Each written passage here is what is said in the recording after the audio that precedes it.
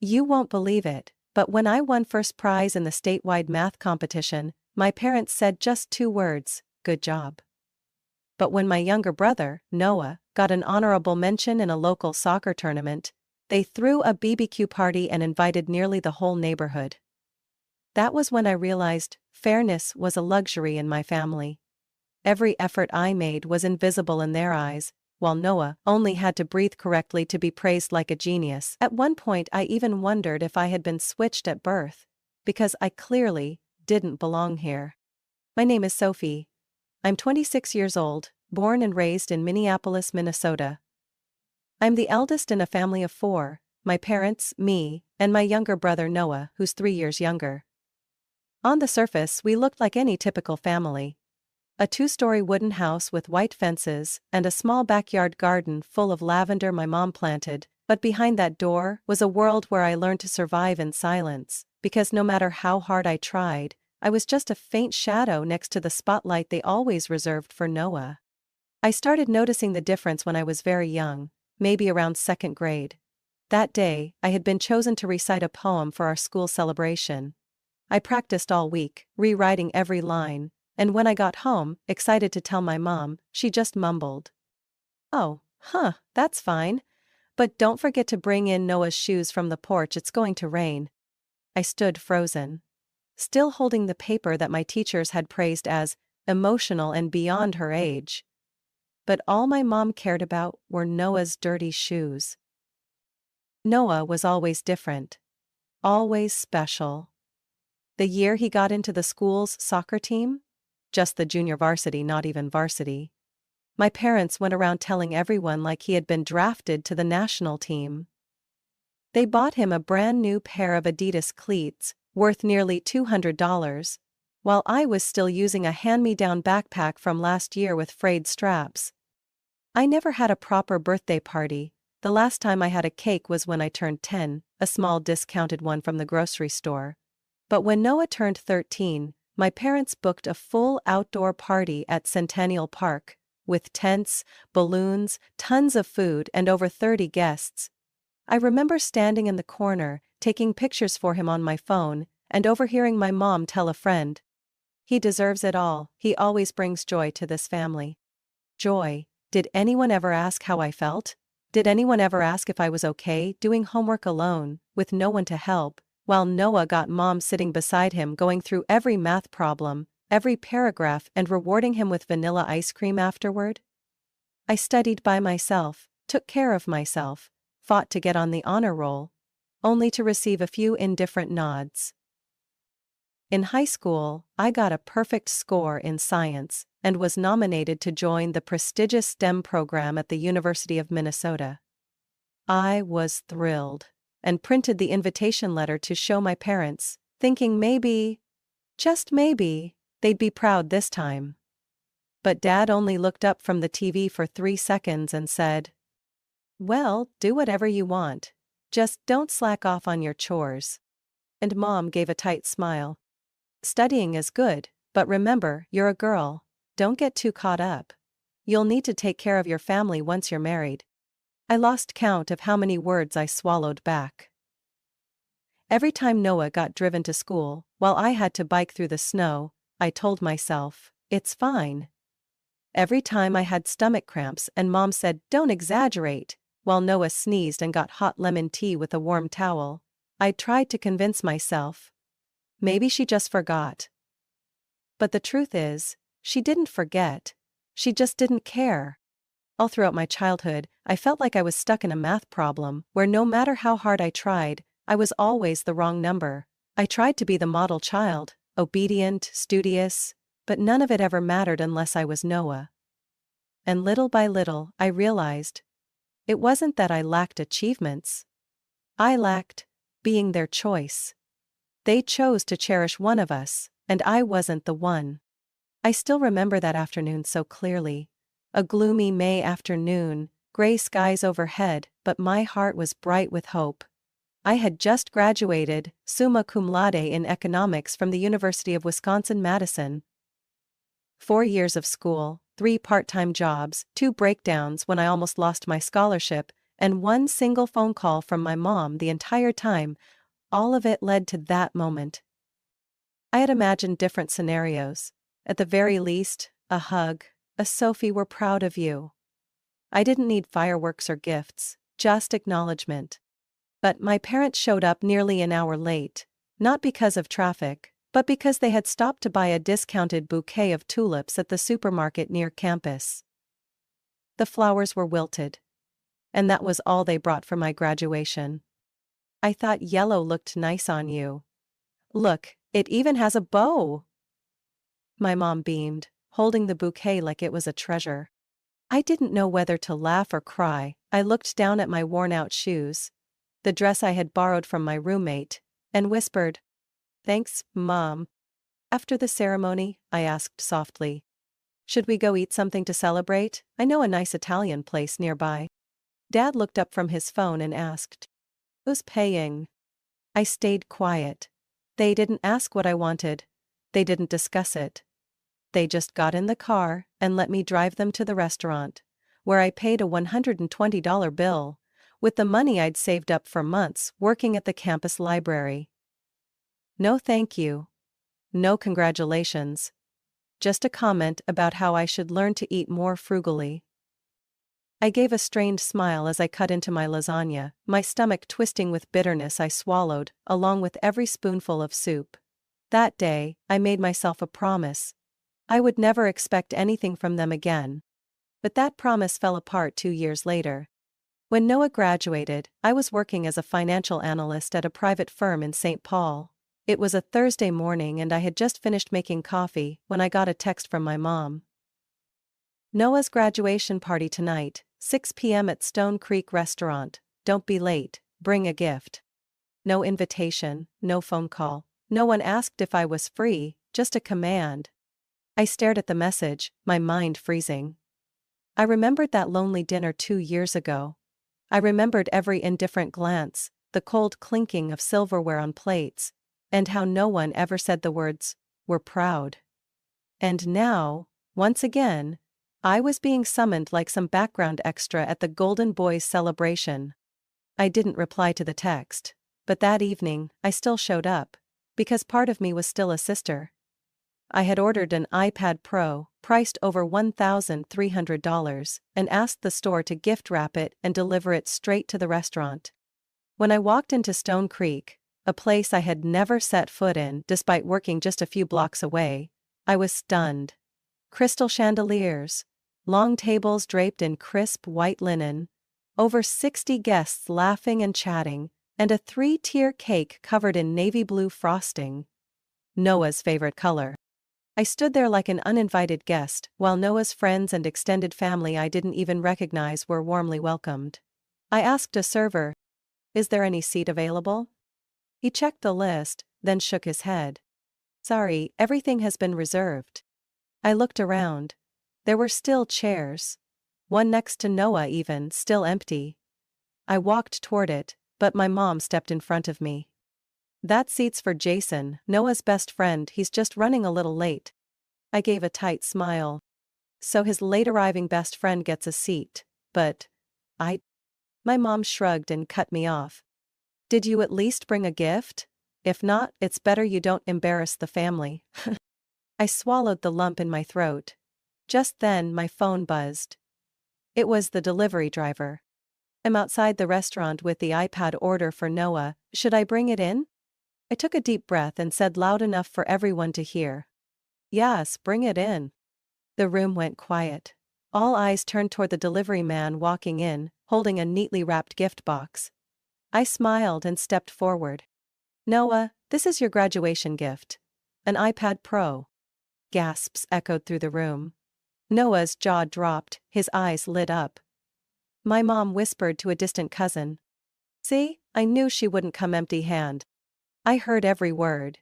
It sounded more like a smug pat on the back than pride.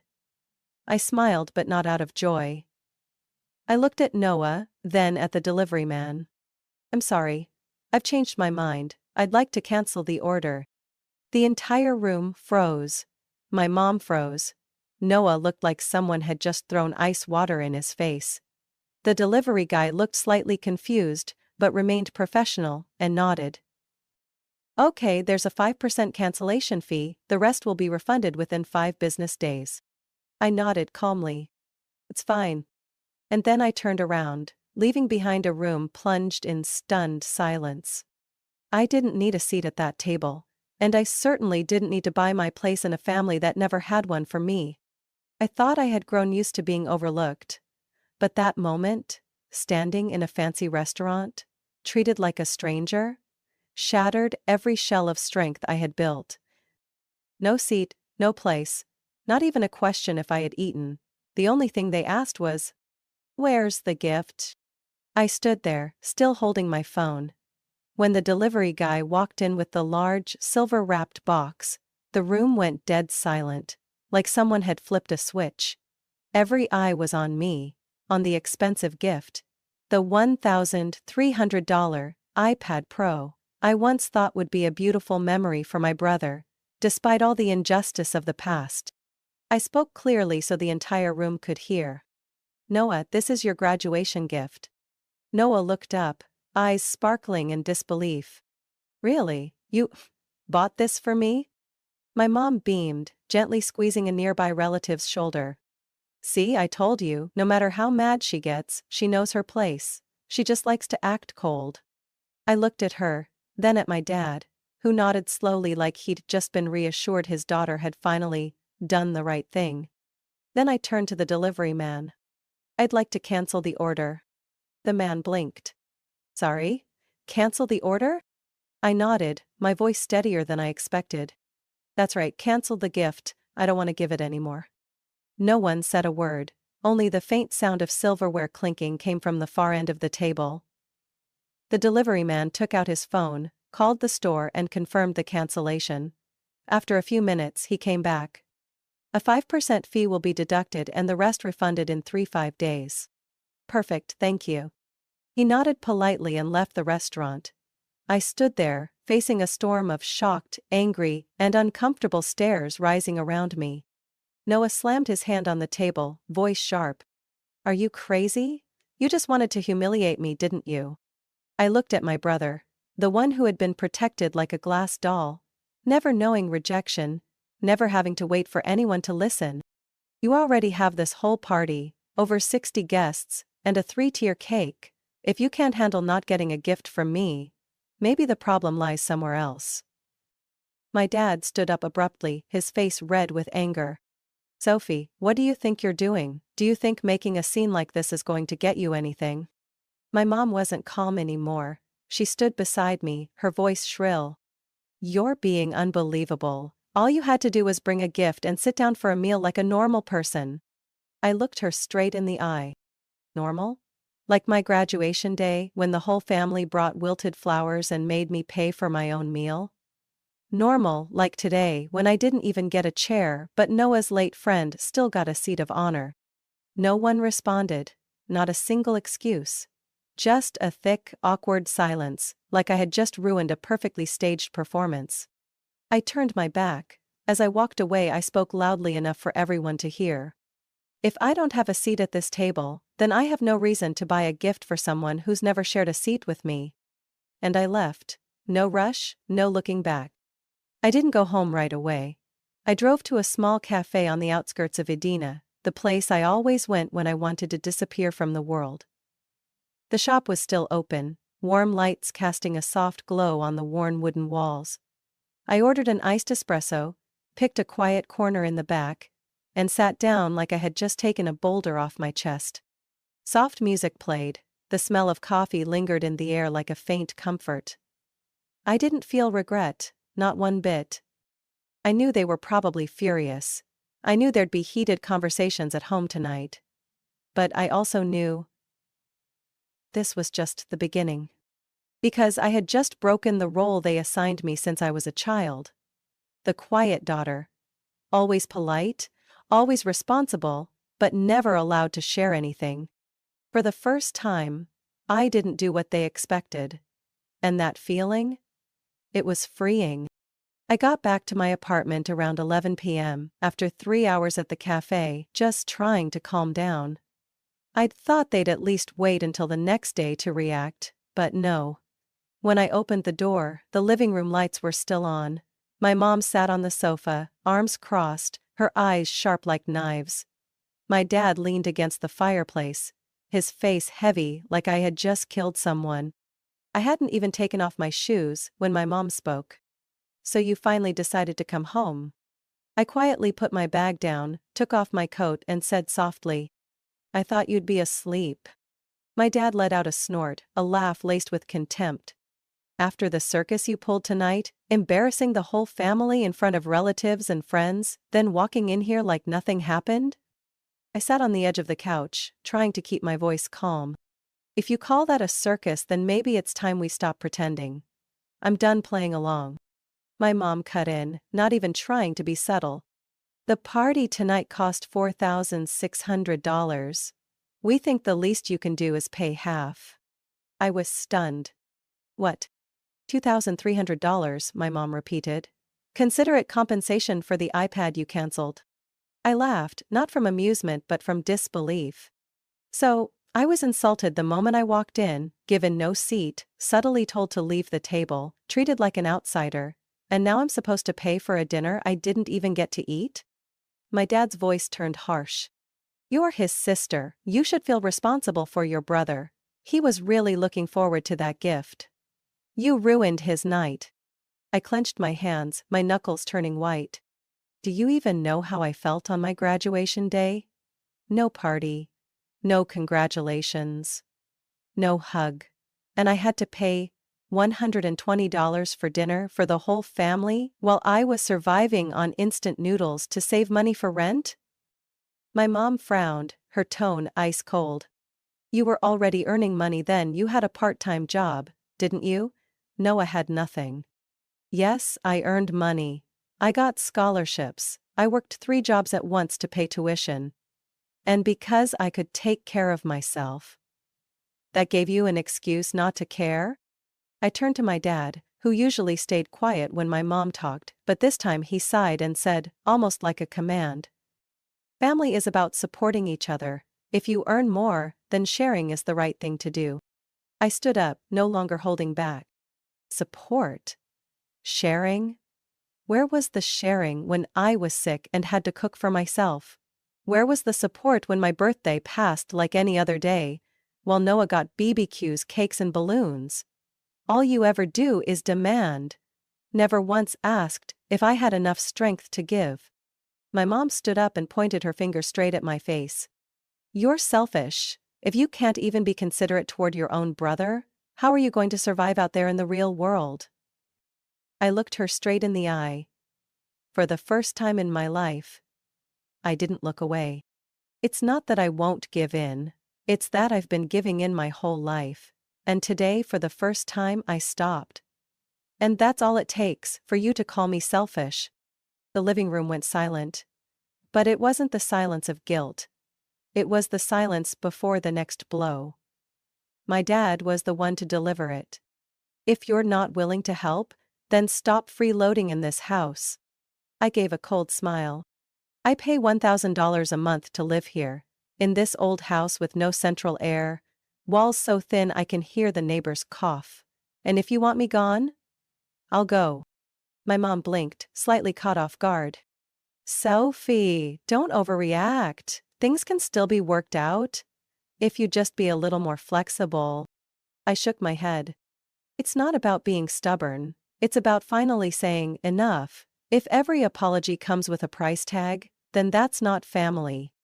I pulled out my phone, opened my banking app and showed them the screen.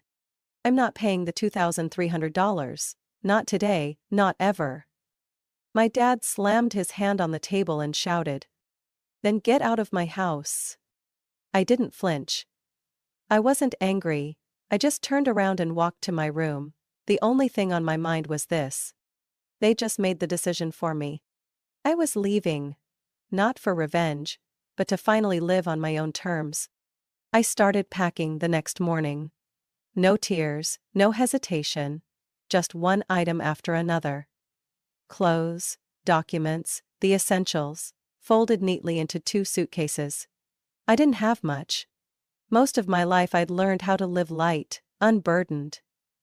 Maybe, because I never really felt like home was a place I was meant to stay. I had just zipped up the second suitcase when my mom knocked. She didn't wait for me to answer. She walked right in. "Sophie, your dad was a little harsh last night. But, you're calm now, right?" I didn't look up. "Say what you came to say, I'm busy." She cleared her throat, then sat on the edge of the bed like she was preparing for a negotiation. "Your car? The black Honda. Your dad and I were thinking, maybe you could let Noah borrow it for a while? He needs it for job interviews." I stood up straight, laughing like I couldn't believe what I'd just heard. "Borrow it? Just for a few months, he just graduated, he doesn't have an income yet, you're already working." "You don't need it urgently." I crossed my arms. My voice wasn't loud, but it was firm as steel. "I worked and saved for almost 8 months to buy that car. On my own, without borrowing a cent. If Noah needs a car, he can buy it from me. I'm willing to sell. At a fair price." My mom's eyes widened like I had just said something scandalous. "You're going to charge your own brother for a car?" "No. I'm going to charge someone for my car, and if you want to talk about family, fairness starts with not treating me like a walking ATM." I heard my dad's footsteps in the hallway. He stood at the door, eyes dark. "That's too much, Sophie." I turned to him, unflinching. "What's too much is you always using 'he has nothing' as an excuse to make me give up everything. I've stayed silent for long enough." He took a step forward, pointed his finger at me. "If you feel like no one respects you in this house, then get out." I stood still for a few seconds. No reaction, no anger, just a slow nod. "All right, I'll go, and this time, I'm not coming back." I picked up my 2 suitcases and walked down the stairs. My dad said nothing more. My mom called out behind me, "You can't live alone forever. When you need help, don't expect anyone to be there." I stopped at the bottom step, never turning around. If the price of being helped is having to give up my self-respect, then I'd rather face the world alone. I opened the door and rolled my suitcase out. No one saw me off, no words of good luck, just the sound of the door slamming shut behind me. Like a final punctuation mark on 26 years of living in a family I never truly felt I belonged to. I temporarily rented a small room at a roadside motel in Bloomington. $580 a month. Not comfortable, not pretty, but at least it was mine. A place where I could sleep without worrying someone would knock to demand money, or demand the car I bought with my own hard-earned savings. I started planning to change jobs. My old office was too far away, and I knew I needed a clean break. No shared addresses, nowhere they could drop by unannounced. Just a few days after I left, Noah called. I let the phone ring 5 times before picking up. "What you did was too much. Mom and Dad are really mad." "Oh?"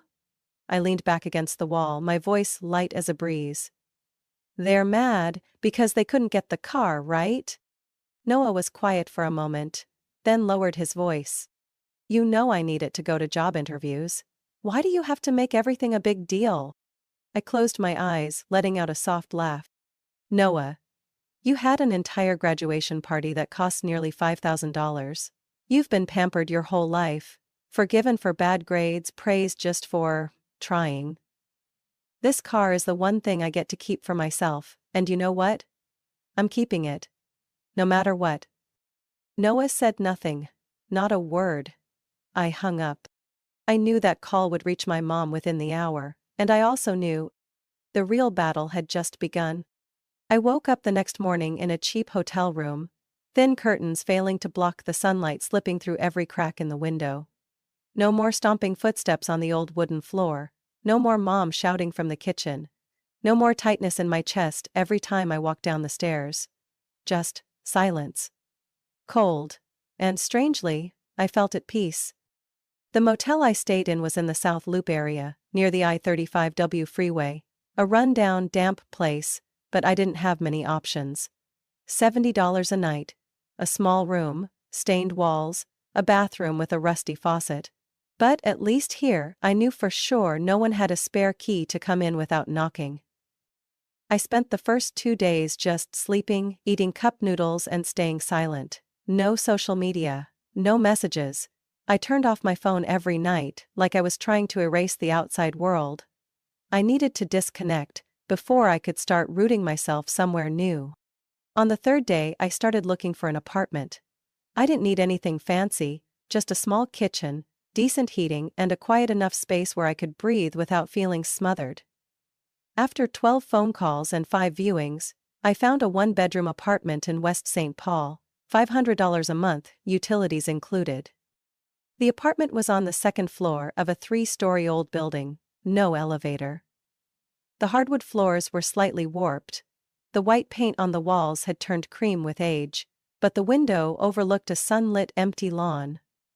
I stood in the middle of the empty room, afternoon light streaming through the glass, casting long shadows on the floor, and, for the first time in my life, I whispered to myself, "This is my home." I moved in the very next day. No furniture, no decorations, just 2 suitcases, an air mattress I rushed to buy at Target, and a plastic folding table. I didn't need more. Every item I brought in had one purpose only. I chose it for me. Not to please anyone, not because someone told me to. It took me almost a week to clean, retape peeling wall edges, replace the curtains, and buy a small bookshelf. I planted a pot of lavender on the windowsill. The scent reminded me of the old backyard, but no longer tied to bitter memories. I started learning how to live alone, from scratch. Setting my own alarm clock. Making breakfast by myself, fried eggs and toast. Choosing whether or not I wanted to talk to anyone that day. I rescheduled my remote work with the company, paused side projects, and only took on tasks enough to cover my living expenses. No more pushing myself to earn as much as possible, no more calculating the part to send back home. Now, every dollar I earned was mine. I was no longer someone else's money machine. At night, I read books. The ones I used to hesitate to buy, fearing they'd be called a waste of money. I watched movies on my laptop, wrapped in a blanket on the living room floor, laughing out loud without anyone scolding me for being too noisy for a girl. I wrote in my journal, wrote letters to my 10-year-old self, to tell that little girl, "We made it out." And I began learning to forgive. Not because they deserved it, but because I didn't want to carry that anger into this new space. Every time I went grocery shopping alone, I no longer heard, "Why didn't you get some for Noah too?" Every time I turned off my phone at 10 p.m., I wasn't woken up by mom shouting, "Sophie, remember to take your brother to school tomorrow." I had broken the endless cycle. An exhausting loop of unrecognized sacrifices. 6 weeks after I left home, I received an email from Noah. No greeting, no apology, just one single line. "How are you doing? I need to borrow some money." I didn't reply. I wasn't angry, I just clicked archive and shut my laptop. I looked out the window. The lavender pot was in full bloom, glowing purple in the golden light of late afternoon. No one standing behind me. No voice pushing me to live by their expectations. I took a deep breath. For the first time in 26 years, freedom wasn't just a concept. It smelled like sunshine, tasted like morning coffee, and sounded like soft jazz, echoing through my little apartment. I wasn't surprised when they came back. I was just surprised it took them 3 months to reach out. It was a Saturday afternoon. I was at my usual cafe near the apartment, the one with a warm corner seat by the window, dark roast coffee and soft music. When my phone rang. My mom's name lit up the screen, and my chest tightened for a second. Then I answered. Like a test. To see if I'd gotten strong enough. Her voice was sweet, too sweet to be real. "Sophie, I miss you, it's been a while. Are you doing okay?" I didn't respond right away. Every word she spoke was sugar-coated, but the bitter medicine beneath was all too familiar. "What do you want?" I asked plainly. She hesitated a bit, then said lightly, as if talking about buying a carton of milk. "Your dad, Noah, and we'd like to see you. There's something we need to talk about. You know, family stuff." I nodded, not because I softened, but because I wanted to hear them say what I already knew. They needed money again. We met Monday evening at a small Italian restaurant in downtown St. Paul. I arrived on time. My mom wore a new sweater, hair neatly curled. My dad had already ordered a drink, acting like a busy man doing someone a favor. And Noah, still the eternal boy in their eyes, but this time in a dress shirt and tie, trying hard to look grown up. I sat down. No greetings. No smile. Good. My dad glanced at my mom, then looked at me, his voice gravelly but forced calm. Noah has a great business idea. He wants to open a modern cafe, open space, live music, handcrafted pastries. We were thinking, if you could loan him $50,000, then… Loan? I cut him off. Or just give it to him. No one answered. I turned to Noah. Do you have any experience in business, management, finance? Noah gave a sheepish grin. I'm passionate. I've got a detailed plan. If you help me with the capital, I can start right away. I leaned on the table, looking each of them in the eye. All right, you want to borrow $50,000? I'll lend it, no interest. But under one condition. All three of them leaned in slightly, eyes lighting up. But I wasn't done. Mom and Dad will sign a formal loan agreement and put up the house as collateral. If Noah doesn't pay it back within 12 months, the house becomes mine. The room's warmth dropped instantly, like someone turned off the heat in the middle of a Minnesota winter. My dad slowly put his glass down, fingers tightening, voice hissing through clenched teeth. What the hell are you saying? I'm talking about responsibility and security, I said firmly. If Noah's serious, and if you believe in him, there's no reason not to sign the agreement. My mom winced. You can't ask us to mortgage the house. We've lived there our whole lives.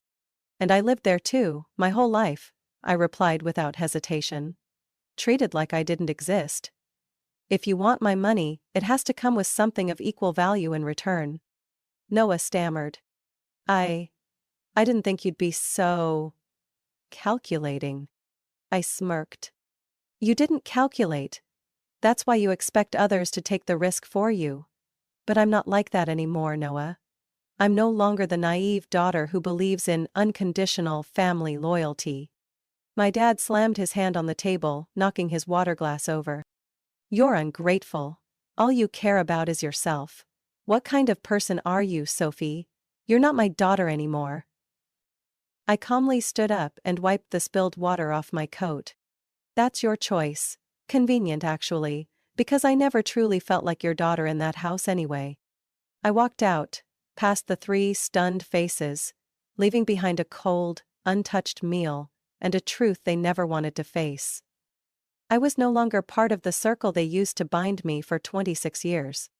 I thought they'd come back, try to beg or bargain again, but they didn't.